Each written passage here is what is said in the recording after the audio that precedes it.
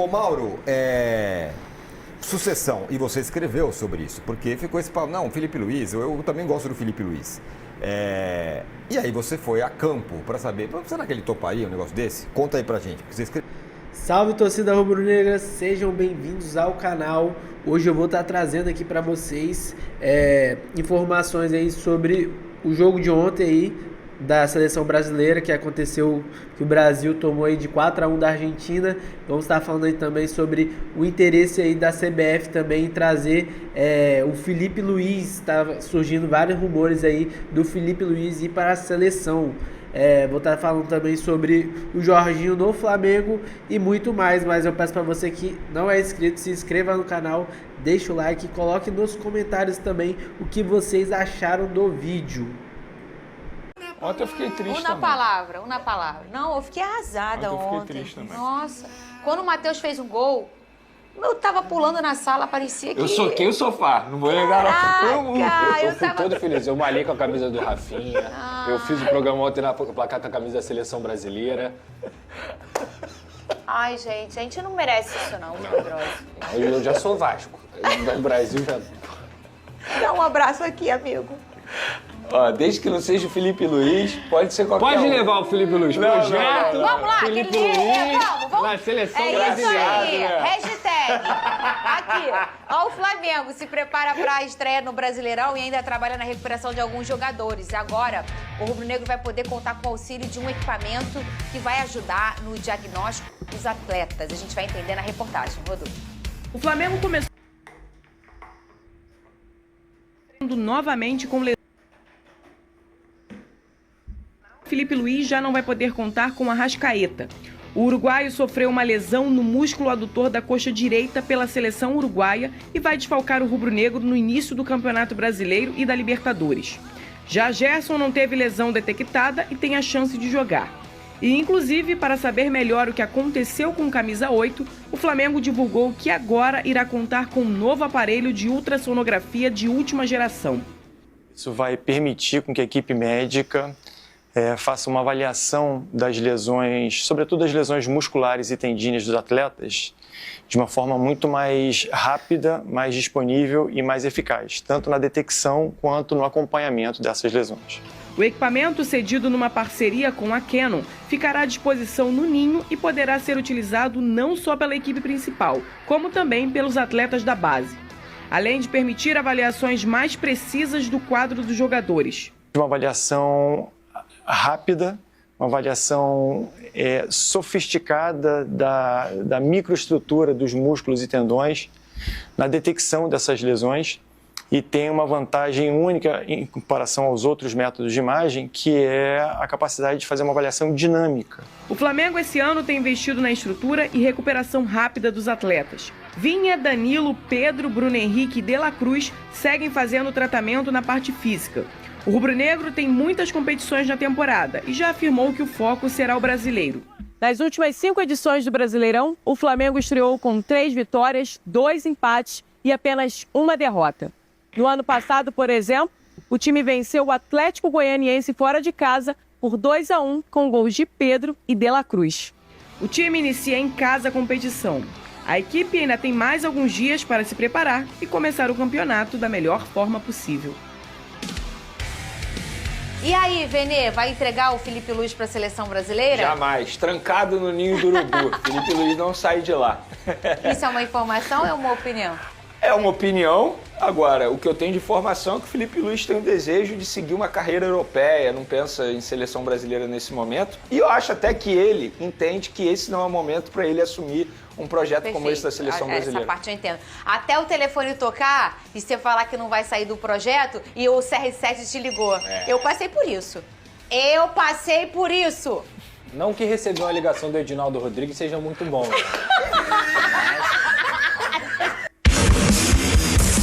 Do jogo entre Argentina e Brasil, do nada. E, obviamente, para eu dar uma opinião como essa, eu tive que pensar, analisar o cenário, ver o momento da seleção argentina, o momento da seleção brasileira, a forma como a seleção argentina seria escalada e a forma como a seleção brasileira seria escalada. Quando eu falei isso aí no programa, lá no SBT, fui achincalhado, xingado nas redes sociais, chamado de argentino. Teve gente na rua me zoando, falando, alô, torcedor da Argentina. Gente, quando eu chego na frente das câmeras, eu preciso passar para o público o que de fato está acontecendo, pelo menos na minha visão. Eu não posso ser torcedor e falar ali, Brasil vai chegar lá, vai ganhar. Não, gente. O cenário era trágico, era tragédia anunciada. Sabe por quê? A seleção brasileira não vem jogando bem há muito tempo. Há muito tempo. Me lembra aí o último bom jogo da seleção brasileira. Quando venceu, no caso contra a Colômbia, por exemplo, venceu graças à qualidade técnica individual de um jogador, que foi o Vinícius Júnior, que achou um golzinho nos minutos finais. A seleção brasileira é um bando dentro de campo. Desorganizado, não tem uma boa saída de bola, os jogadores não sabem o que fazer. É na base da intuição. E aí o Dorival Júnior fez 6 mudanças em relação ao time que pegou a Colômbia para pegar a Argentina. 4 forçadas e 2 por opção. Em nenhum momento ele pensou em iniciar o jogo com 3 volantes, o que para mim era o óbvio. Primeiro, ele poderia utilizar o entrosamento entre André e João Gomes, que jogam juntos no Wolverhampton, e botar mais um volante, que no caso eu botaria o Ederson, para proteger ainda mais o meio de campo dele. Até porque ele estava com 2 laterais extremamente ofensivos, o Wesley e Guilherme Arana. E não é segredo para ninguém que o grande forte da seleção argentina é o meio de campo, pela qualidade dos jogadores do meio de campo e pela quantidade de jogadores do meio de campo. Eles não jogam com pontas, como todas as seleções, ou quase todas as seleções estão jogando. É apenas um atacante, que é o Julián Álvares, que mesmo assim sai bastante da área. E mesmo assim, o Dorival Júnior manteve a ideia de apenas 2 volantes. Ele viu que não deu certa estratégia, continuou com o erro durante o jogo e tomou um baile. O que a seleção brasileira tomou ontem foi um baile de tango, né? Já que estava na casa da Argentina. E foi pouco, hein? E foi pouco, poderia ter 5, 6, 7, 8. É porque a Argentina fez 4-1, tirou o pé e ficou humilhando os jogadores dentro de campo. O Rafinha, não critiquei não, tá? Pela declaração antes do jogo, gostei. Mas quando dá esse tipo de declaração, porrada neles e tal, tem que se garantir dentro de campo. E dentro de campo ele pipocou no futebol e na porrada. Porque teve jogador argentino passando a mão no roxinho dele, dando tapinha no roxinho dele, ele não fez absolutamente nada. Diante disso tudo, dessa humilhação, que eu considero dentro de campo uma humilhação maior do que foi o 7-1 para a Alemanha, repito, dentro de campo, pela forma que fez. Historicamente, o 7-1 vai ser sempre o 7-1, mas dentro de campo, o que os jogadores argentinos fizeram foi muito mais humilhante do que a Alemanha fez na ocasião. A Alemanha fez gol. Agora a Argentina humilhou, gritou olé com 10 minutos no primeiro tempo. Fez 1 minuto de silêncio, zoou, passou a mãozinha no rosto, ó, humilhante, e os jogadores brasileiros nada fizeram. Eu me senti envergonhado. Obviamente que depois disso tudo, o próprio Dorival Júnior sabe que ele não vai continuar no cargo, e ele não continuará no cargo, isso é uma informação. E o Felipe Luiz, treinador do Flamengo, não é uma opção nesse momento. A opção é Carlos Ancelotti. Essa é a opção, novamente, do presidente Edinaldo Rodrigues. Ele vai tentar a contratação do atual comandante do Real Madrid de novo. Será que ele tentou da outra vez? Tentou, porque o Ronaldo deu uma entrevista ao Charla Podcast e disse que ele mesmo ajudou nessa tratativa, nessa negociação. Então, se o Ronaldo fala isso, eu acredito. Aí ele passa firmeza. Então, você, torcedor do Flamengo, fique tranquilo. Primeiro, não tentarão o Felipe Luiz, porque ele não está na mira da CBF, digamos assim, nesse momento. E segundo, a informação que eu tenho é que o Felipe Luiz não aceitaria nesse momento, que ele sabe que seria prematuro na carreira dele. Isso é uma informação que eu tenho, tá? Por falar em Flamengo, premiação do Mundial, do Super Mundial de Clubes em junho, definido para os clubes, e o Flamengo vai receber pela participação 86,8 milhões de reais só por disputar esse Super Mundial. Na fase de grupos, ganhará 11,4 milhões de reais por vitória, além da premiação fixa, 11,4 milhões de reais por vitória e 5,7 milhões de reais por empate. Oitavas de final, 42 milhões de reais, se chegar às oitavas de final. Quartas de final, caso chegue lá, 74,9 milhões de reais. Se chegar à semifinal, 119 milhões de reais. Sendo vice-campeão, mais 171 milhões de reais. E sendo campeão, mais 228 milhões de reais. Ou seja, o Flamengo pode receber no total, caso seja campeão, o que eu acho pouco provável, preciso ser honesto com todo mundo aqui, sonhar não custa nada, mas acho extremamente difícil, muito difícil, uma missão quase impossível. Caso o Flamengo seja campeão, pode ganhar aí 586 milhões de reais no Super Mundial de Clubes. É dinheiro, hein? Eu já acho muita grana só pela participação, repito, 86,8 milhões de reais. Gente, 86 milhões de reais só para participar de um campeonato. Fora o ganho intangível, digamos assim, com a visibilidade, com a internacionalização de fato da marca. Não é fazer tourzinho para Disney, igual dirigentes gostam de fazer, não. Mas fica aí a informação para vocês. E para finalizar, uma notícia nada boa para o Flamengo, tá? Que o Flamengo divulgou aí nas redes sociais, um boletim, o Flamengo mantendo inclusive a postura de transparência. O jogador Danilo, que já havia retornado aos treinamentos com o elenco do Flamengo, sentiu dores na coxa direita na atividade da última terça-feira. Foi realizado exame de imagem pelo clube na manhã desta quarta-feira, no qual constatou-se uma nova lesão muscular. O atleta já iniciou tratamento com a fisioterapia no CT Jorge Gelau. Ele não terá condições de jogo para as estreias do time do Campeonato Brasileiro e também Libertadores. Nossa Senhora! É uma perda assim absurda, vou ser sincero, e a gente precisa falar a verdade. Chama muita atenção a quantidade de lesões musculares no Flamengo. Eu acho que o departamento médico precisa explicar isso, porque não está sendo normal. O Danilo se machucou treinando, gente. É um jogador que ficou um tempão fora aí dos gramados, foi cortado da seleção brasileira por conta desse problema físico e agora sente um novo problema físico, uma nova lesão muscular, que pelo visto não é leve, né? Vai tirar o cara da estreia do Campeonato Brasileiro, também da Libertadores, fora os outros jogadores que estão sentindo problemas físicos a todo momento. Então, acho que chegou o momento do departamento médico explicar isso. Enfim, o clube tem sido muito transparente nesse sentido, toda hora soltando boletim médico, toda hora atualizando a situação dos lesionados, mas agora precisa explicar o que está acontecendo. É o forte calendário? É o que? A preparação que eles estão entendendo que não está no caminho correto? É o que? Precisa explicar, porque de fato chama atenção a quantidade de problemas musculares que o elenco do Flamengo vem sofrendo nos últimos tempos. Lembrando que Bruno Henrique está em fase final de recuperação de um problema muscular. Arrascaeta acabou de sofrer um problema físico mais com a seleção uruguaia, tá? Então não tem como criticar o Flamengo nesse caso. Então, enfim, Flamengo sem Arrascaeta e sem Danilo para a estreia do Campeonato Brasileiro nesse sábado contra o Internacional. O Flamengo treina nessa quinta ainda, sexta, e aí o Felipe Luiz vai montar a equipe titular, vai pensar na equipe titular para encarar o Colorado, que na minha visão será um rival direto do Flamengo na briga pelo Campeonato Brasileiro. Para mim o Internacional vem forte nessa competição aí, tem um bom time, um bom elenco e um treinador, Roger Machado, que tem se destacado também, não só no Internacional, já tinha feito um bom trabalho no Juventude. Dito isso, galera, beijo para vocês. Agora, em relação ao Jorginho, vamos estar vendo aí o que o Mauro César vai estar falando aí sobre as últimas informações aí do jogador que está aí para fechar com o Flamengo.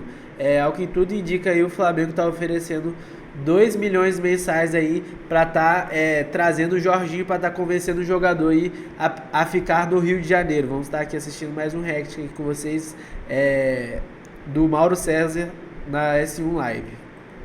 De crescimento nesse time do Flamengo sob o comando do Felipe Luiz, numa possibilidade do Jorginho vir para melhorar ainda mais a saída de bola e um retorno do Pedro em bom nível. Lógico que não imediato, mas com uma sequência de jogos, melhorando essa questão do aproveitamento de chances, porque o Pedro é o melhor finalizador desse time do Flamengo. É um time com tamanho para se impor na temporada, né? Potencialmente. A gente viu o Mano Menezes falando depois da derrota na final, né? O empate que foi a perda do título carioca para o Flamengo, pelo Fluminense. Ele falava que quando a gente sobe a marcação, eles saem da pressão. E aí tem espaço para caramba, a gente se complica, né? E quando eles sobem a marcação, é um problema. O Flamengo já faz isso bem. O Pedro, claro, ele não tem isso o ponto forte dele. Ele melhorou nesse quesito. Eu acho que vai melhorar mais, porque o Felipe vai cobrar isso dele. Uma participação bem ativa sem bola. Não vai ser o Juninho. O Juninho, ele vai um dínamo ali, né? Corre pra lá, pra cá, e marca, e desarma, ele briga o tempo todo. O Pedro não vai ser o Juninho.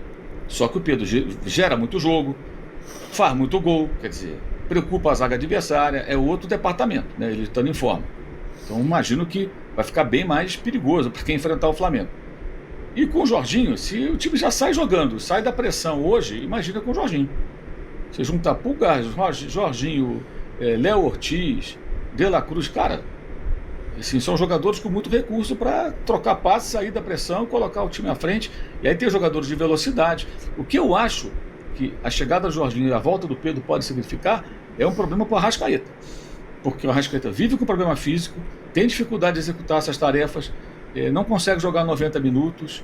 Então eu imagino que ele possa mudar o desenho do time, jogar talvez com 2 pontas e com um tripé no meio campo, talvez com o Gerson sendo um desses jogadores de lado como ele tem sido, né? E ficar mais difícil para o Arrascaeta, porque é difícil imaginar o Pedro e o Arrascaeta juntos nesse jogo pressionante, como diz o Felipe Luiz, né? No estágio físico de sempre do Arrascaeta e pela característica do Pedro, como eu estava dizendo, acho que ele melhorou nesse quesito, acho até que vai melhorar mais, vai treinar isso, vai insistir, o técnico vai cobrar dele, mas ele não vai ser um cara como o Juninho, ele nem tem esse porte, né? Um jogador mais pesado, o Juninho é mais leve, se movimenta mais, a jogada do gol anulado acho que diz tudo ali, né? Ele tromba com o Inácio e já levanta e vai embora com a bola e não tem tempo ruim, ele serve o Plata e o gol mal anulado.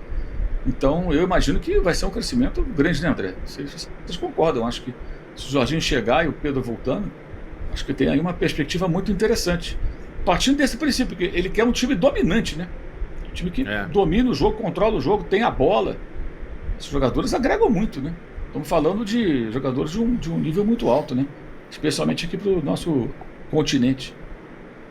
Porque o Pedro ele não é rápido, mas ele tem um nível tão alto que, tipo, o zagueiro não vai ficar indo lá pra dentro do campo do Flamengo contando que não vai acontecer nada, né? Até porque, muito provavelmente, com o Pedro entrando ali no comando do ataque, você vai ter pela esquerda, e considerando que vai ser o Gerson, esse meia pela direita, pela esquerda vai ter sempre um cara atacando a profundidade. A tendência é ser o Bruno Henrique, né?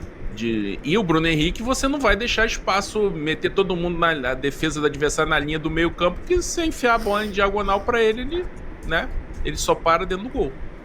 Então é uma situação que realmente vai ser complicada para os adversários. E o Jorginho é um cara que, assim, quem tiver curiosidade de entender como o Jorginho joga, só procurar vídeo na internet. Ele é um cara assim, você não vai ver ele driblando 3-4, você não vai ver ele fazendo um golaço, você não vai ver ele dando um carrinho espetacular e tomando a bola.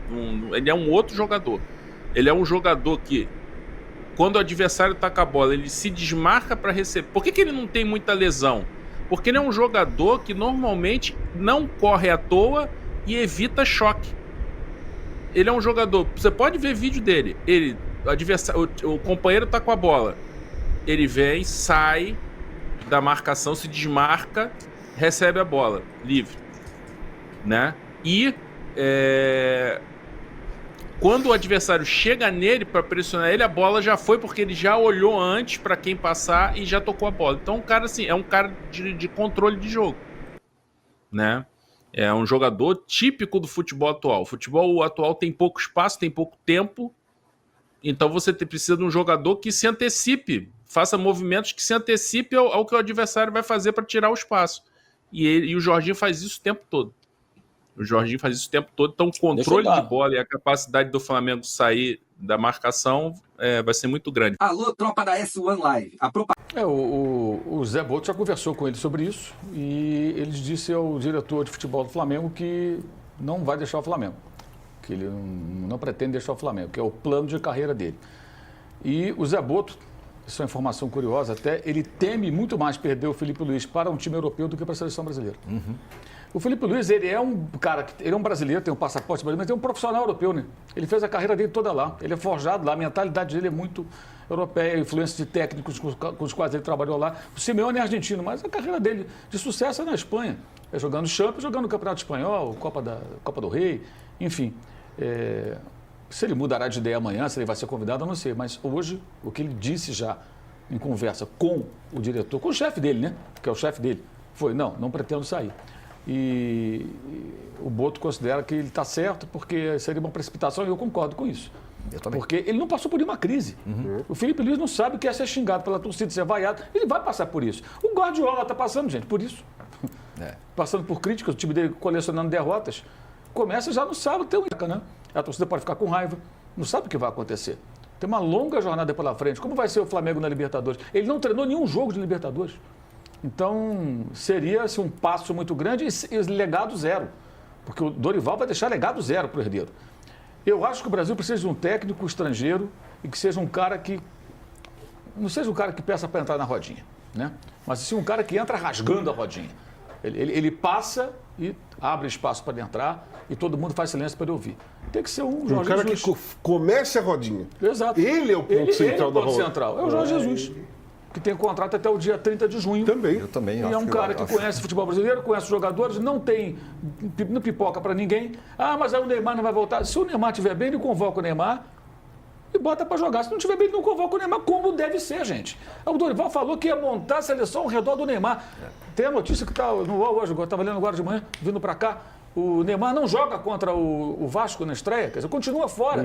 E o Dorival queria montar a seleção ao redor de um jogador que atuou 2 pedaços de jogos pelo Al Hilal em 490 dias aproximadamente e participou de 7 jogos do Campeonato Paulista. Um contra o Corinthians, mas não foi o mais importante, que ele estava fora, e contra times pequenos. E que fez um belíssimo gol olímpico na Inter de Limeira, rebaixada.